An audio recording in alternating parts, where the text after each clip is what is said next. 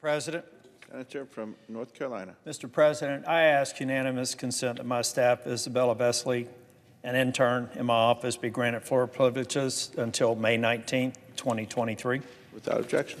Thank you, Mr. President. Mr. President, I rise today to honor the brave men and women in North Carolina and across the nation who serve in law enforcement.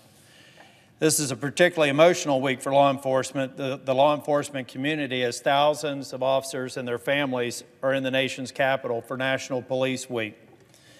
They're paying a tribute to the brave officers who were killed in the line of duty while protecting our communities. I want to welcome all North Carolinians who are in Washington right now. Unfortunately, our state is all too familiar with law enforcement officers having to make the ultimate sacrifice, losing their lives in the line of duty.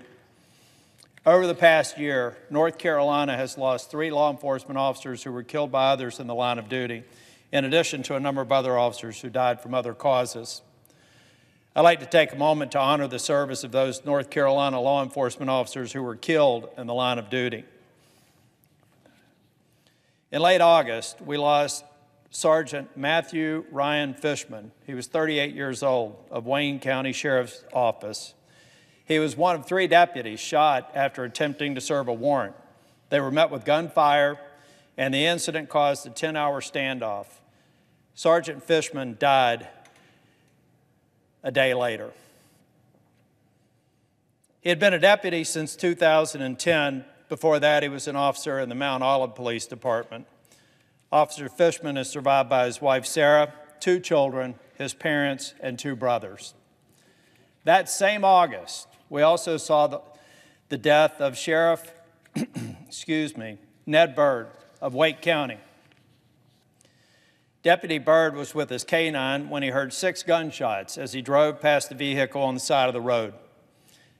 Deputy Byrd then stopped and backed up his vehicle. He was shot several times by 2 criminals. Unfortunately, the killing of Deputy Byrd revealed numerous failures. The criminals who killed him were not in the United States legally.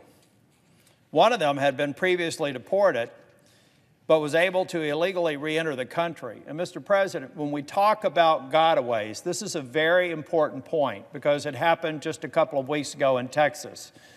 Someone who was illegally present in this country was deported 4 times, got back into this country a 5th time, and murdered a family in Texas, including an 8-year-old child. That's another face of a gotaway, and it was a gotaway that killed this officer. And following their arrest for the murder of Deputy Byrd, one of these criminals managed to escape prison for several days, and we had to apprehend him again in Mexico. Part of seeking justice must be looking at these failures and making sure they don't happen again. Deputy Byrd was an Air Force veteran and served the Wake County Sheriff's Department for 13 years. He's survived by his sister, brother-in-law, 4 nephews, as well as his beloved K-9, Sasha. Last December, less than 2 weeks before Christmas, we lost Deputy Sheriff Bolanos Anavisca of the Cumberland County Sheriff's Office. He was 23 years old and had served the office for 2 years. He was struck and killed by a car while investigating a robbery at 3 a.m. The driver ran through a red light, struck him, and then fled the scene. They eventually located the driver, and he was highly intoxicated.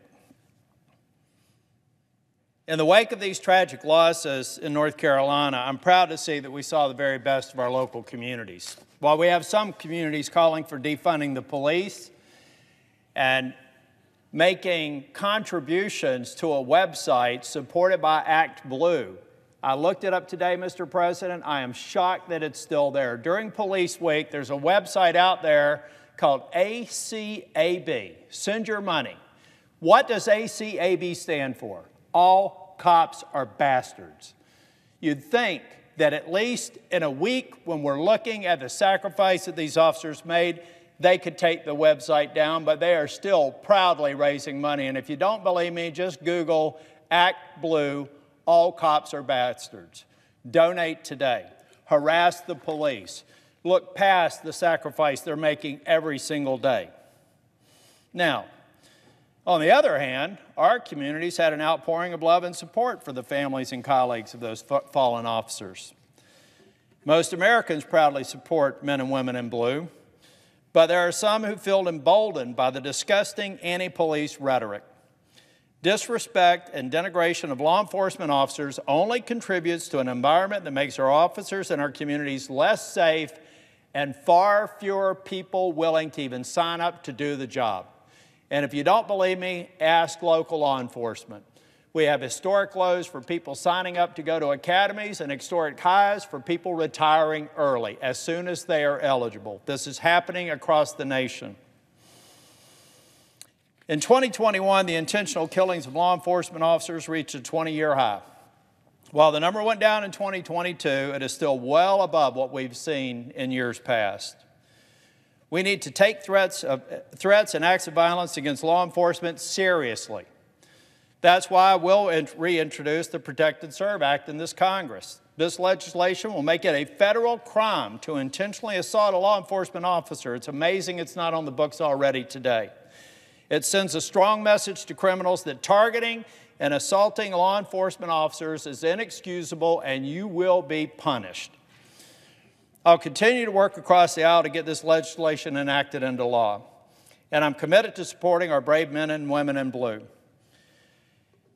This bill has earned broad support and has the full support of the Fraternal Order of Police and many of the nation's leading law enforcement groups. Each year, we take this week to celebrate those who serve us and protect us in public safety. This would be a great year to come back next year's Police Week and say that we got this bill passed. Law enforcement has our backs every time and every day they put on a uniform. The least Congress can do is to support the Protect and Serve Act. They need your support more than ever, and you need their support more than ever. To the men and women in blue in North Carolina and across the country, I want to say thank you for what you do and the sacrifice you make. Thank you.